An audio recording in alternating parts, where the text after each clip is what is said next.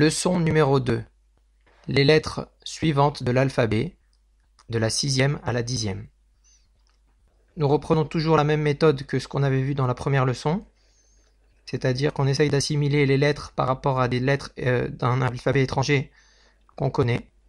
Là, ça a été un petit peu plus difficile que pour les 5 premières lettres parce que il a été difficile de s'inspirer de l'alphabet grec. Et les lettres, par rapport à leur sonorité, ne ressemblent pas aux lettres grecques, ni par leur forme.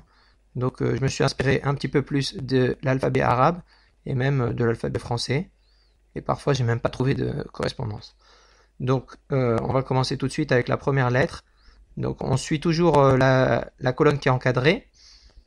La première lettre, à partir du haut, c'est la lettre Vav, que certains prononceront Waw, et qui est simplement ressemble à une barre verticale avec une tête.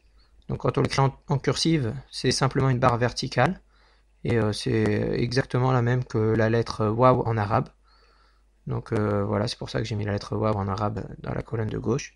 Sa prononciation c'est V ou V, selon les origines. Il y en a qui prononceront V, il y en a qui prononceront V. Ensuite, si on ajoute les voyelles, c'est-à-dire les points, on aura va, ve, vi, vu, ou voix, we, vi, vous. Ça dépendra comment vous voulez prononcer. Ensuite, en dessous, nous avons la lettre Zayin. La lettre Zayin, elle ressemble à une épée qui pointe vers le bas. D'ailleurs, Zayin en hébreu signifie épée ou glaive. Et donc sa sonorité, c'est similaire au Z. Donc le son sera Z. Et selon la ponctuation, ça sera za, zé, zizou, zo, etc. Donc j'ai essayé de donner une espèce de déformation qui permettra de s'en souvenir. Un zigzag, mais bon, c'est pas très simple.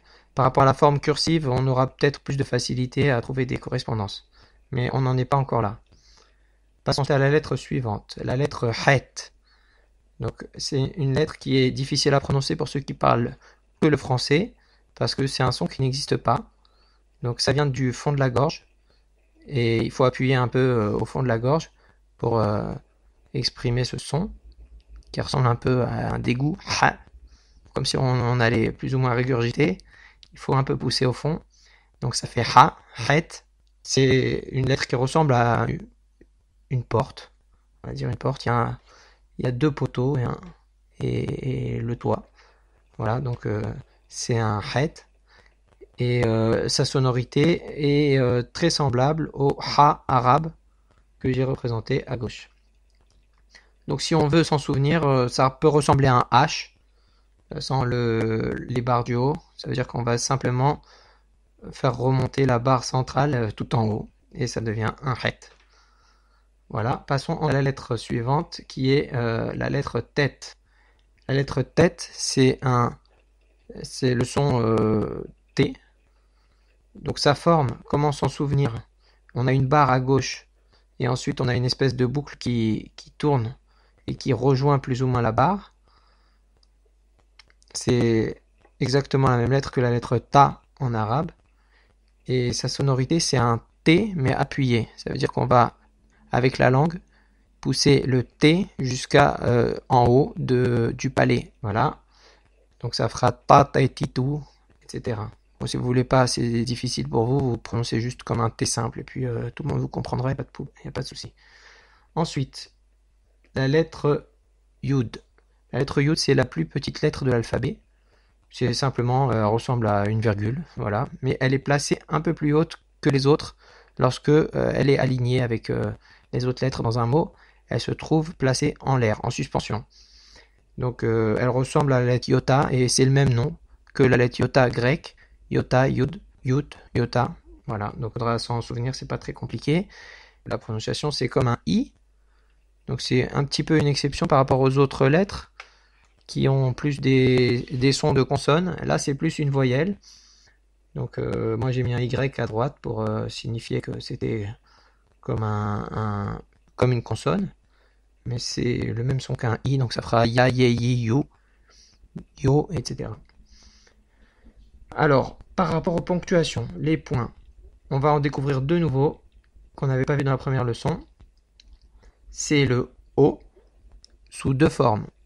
La première forme qui est accompagnée d'un Vav, Donc on ne pouvait pas l'avoir avant puisque on ne connaissait pas encore la lettre Vav. J'ai placé un X qui représente la lettre qui sera sonorisée par un O. Donc supposons que c'est un tête. J'aurai un tête qui sera placé à droite d'un Vav. Et au-dessus du Vav, en haut à gauche, il y a un point. Et c'est ce point-là qui, avec le Vav, donne le son O. Donc ça fera To. On peut avoir la même sonorité qui est représentée simplement par le point, sans le Vav, et qui se place en haut à gauche de la lettre, comme c'est représenté ici à gauche. Voilà, donc les deux formes donnent le même son. To ou To. Il y en a une qui est un tout petit peu plus longue que l'autre, puisqu'elle est avec une lettre en plus, et voilà. Donc passons aux exercices. Donc on va voir 4 mots aujourd'hui. Et on va réutiliser des lettres qu'on a vues dans la première leçon et des lettres de la leçon actuelle. Donc commençons par le premier mot qui est Tov. Donc certains connaissent quelques petits mots peut-être. Boker Tov, Laila Tov. Donc Tov ça veut dire bien. Et ça s'écrit tête, le Vav. Donc on part toujours de la droite vers la gauche. Tête, Vav avec le point en haut. Et ensuite un bet. Donc le bet, pourquoi je dis Tov et pas Tob? Parce que la lettre bet, si elle n'a pas de point au milieu, eh bien tout simplement elle se prononce comme un V. Donc ça devient Tov. Voilà pour la découverte par rapport à la première leçon où je ne l'avais pas dit. Ensuite, le mot suivant est Hibba. Hibba, qui s'écrit avec un het, un point en dessous, un yud qui accompagne le point en dessous. Donc ce yud là ne sera pas prononcé, il est muet. Il fait qu'accompagner le point qui se trouve sous la lettre précédente.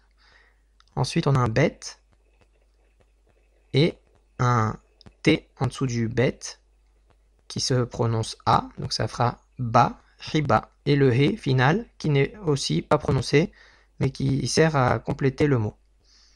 Nous verrons pourquoi il faut rajouter certaines lettres muettes à la fin des mots. Mot suivant, Gav. Donc comment ça s'écrit Gav? C'est un guimel avec la barre T qui se trouve en dessous, donc ça fera Ga, et accompagné d'un bet, donc sans le point au milieu, ça donne Gav. Et enfin, dernier mot, guide, guimel, avec le point en dessous pour le I, pour le son I, Gui, le yud qui accompagne le point en dessous de la lettre guimel, donc ça fait Gui, et ensuite le dalet, qui, comme nous l'avons dit, se prononce comme un D, donc ça donne guide, qui signifie nerf.